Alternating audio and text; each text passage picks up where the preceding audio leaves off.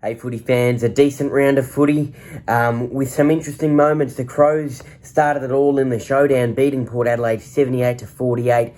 Connor Rozee pulled up sore after this game with that ongoing hamstring issue, and Ken Hinkley, to see him own his mistake after the game and fully hold himself accountable for that wrongdoing, obviously putting Connor Rozee in the side. It was good to see Ken hold himself accountable. And hopefully he doesn't make that mistake in future, because when you've got a player in your team, especially a crucial player like Connor Rozee, if they're not up to their best fitness and their body's not right, don't take that risk. Rest them, because when you take a risk like that, it could see them out for future weeks. And I'm wishing Connor Rozee all the best with his recovery. Not only did Connor Rozee go to the bench with injury, but a few others like Todd Marshall and Mitch Georgiades as well. So really, sad news there for Port Adelaide, picking up a few wounded players. For the Crows, on the other hand, a great win. Jake Saligo, your showdown medalist, and thoroughly deserved 28 disposals, 10 tackles, 6 clearances, 4 inside 50s, 340 metres gained and 4 score involvements. He was everywhere, and it's great to see Jake Saligo be consistent and dominant with his form, because at the start of the season, he was a player which I thought, geez, not really shining as bright as I thought he would, but now he definitely is, and hopefully continues that throughout the rest of the season. On Friday night, we had a thriller between the Blues and the Pies. Nick Dacos, the hero, and the old man absolutely loved it in the grandstands. Look, the Blues, they had nowhere to go at times. The Pies wrapped them up really well and locked them up well when they tried to go forward. And at times what we saw from the Blues was they relied on the all or nothing kick, something to happen out of that to keep them in the contest. Eventually they did stay in the contest, but it's the Pies who had the last laugh, and what an atmosphere it was at the MCG. The Swans beat the Giants in the Battle of the Bridge clash, 98-69. Tom Green picked up an ankle injury. Hopefully he's all good for the next round. The Swans were just too good there and got the bragging rights. The Saints beat the Roos 103-65. No surprise there. A solid win by the Saints, and hopefully, boosts their confidence and starts up maybe a mini winning streak for them. The Demons beat the Cats 74-66. The Cat streak is over.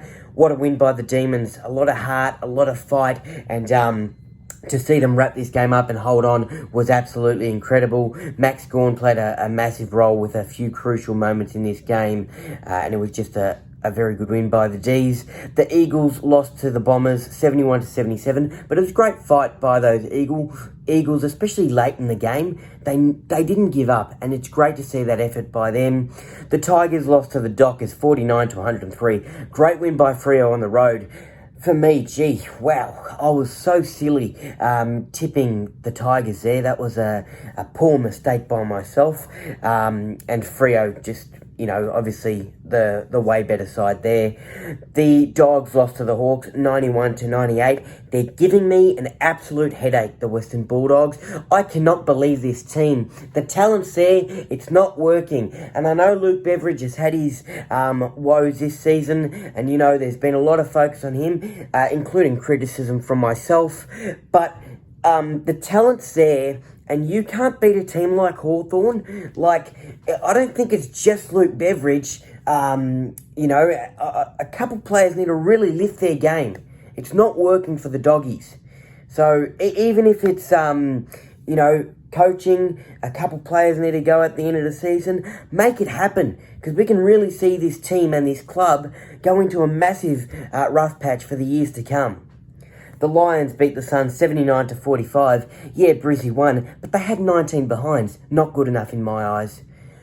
Folks, it's time for Isaac's GMP of the round, and how's this for a goal? Wow. Bailey Fritsch, take a bow. Thought of letting it go out of bounds, first of all, changed his mind, picked it up, and nailed the dribbler from a very difficult angle. It was a sensational kick. He was impressed himself, and the whole crowd was. That was a brilliant kick. He absolutely nailed that one, that's for sure. a goal of the year contender. I'll put it up there in my top 5 probably so far. There's plenty more footy to go this season, don't forget about that.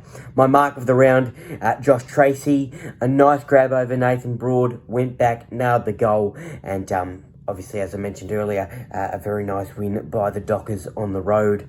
My player of the round, it was going to be the showdown medalist Jake Saligo, but I really was critical with who I give my player of the round to. It was either Jake Saligo or it was Nick Dacos. And it's got to go to Nick Dacos, because what he did in this highly contested game of football, 32 disposals, the 2 goals, 2 marks, 7 tackles, 7 inside 50, 7 clearances, 626 metres gained and 5 score involvements. Not only was he the hero of this game, but he was a driving force for this team.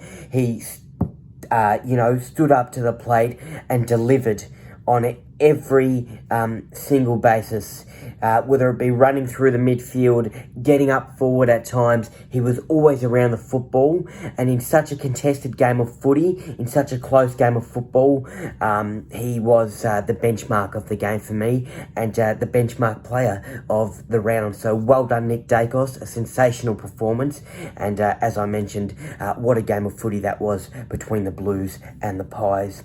Folks, the Blues will play the Demons to start up next round, and it's at the MCG. The Blues by 7 points for me. The Blues and the D's, it seems to be, like it's going to be a very close game of footy. We've seen it in the past. I think we can see it again, and hopefully those Blues have a bounce-back win and can hold on. You got to love footy.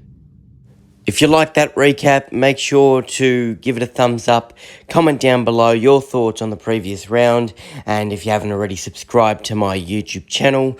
And for more of my content, make sure to follow my Facebook page and also my Instagram page. Plenty of more sports updates on there.